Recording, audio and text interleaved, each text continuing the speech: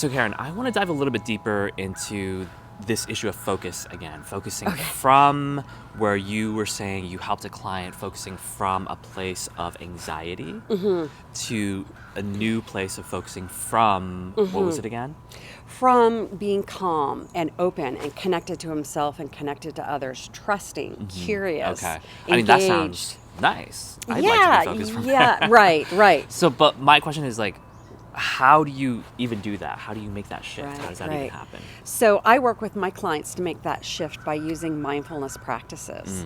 Okay. And so what we do is we become aware of what are the thoughts going through our mind, what are the feelings that we're having, what are the sensations that we have in our body that are indicative of anxiety, for example. So any of the fear-based kinds of reactions that we have will cause a contraction in our body.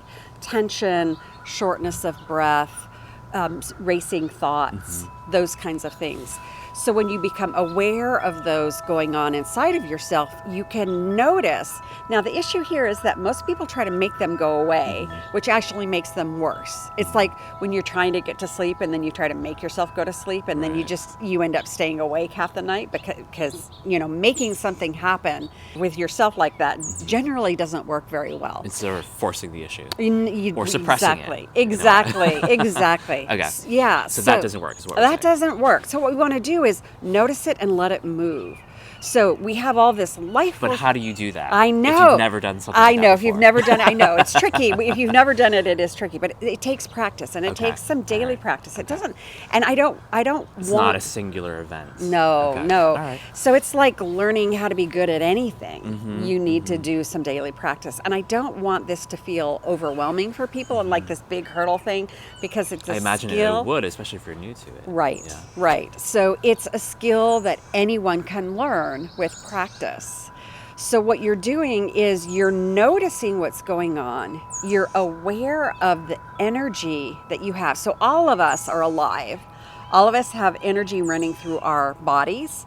And so what we're doing is we're becoming aware of that energy and our thoughts and as I said before, all those different areas you become aware of. And what you want to do is just notice it moving. Okay. So if I'm contracted in tension or worry or anxiety, I'm holding that energy in place. And what we want to do is relax and be open to what's going on. Like the antithesis of pushing it away is welcoming it.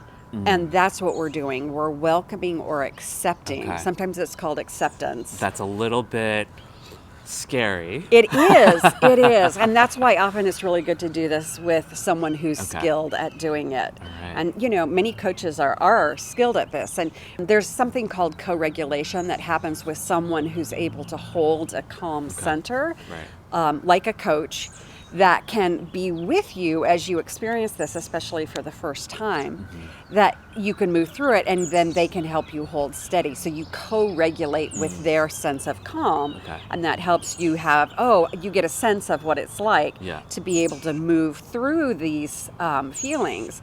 And it really depends on your experience. So if you've had a lot of trauma, if you've had a lot of pain or difficulty in your life, you're going to have more contraction in your body and your mind with this kind of stuff. And so it's going to take a little more tending and care to be able to move through it.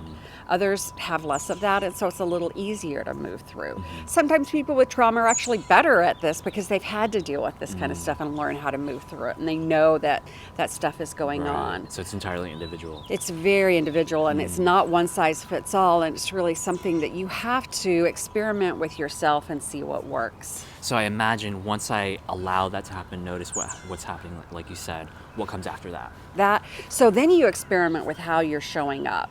So it's like, as I'm in this conversation with you right now, am I feeling open and aware of what's going on inside of me? Am I connected to me and to you? Am I curious? Am I experimenting? Am I feeling adventuresome? Or whatever flavor of that is right for you. And then you can know I'm showing up in a way where I'm focusing from the best of who I am.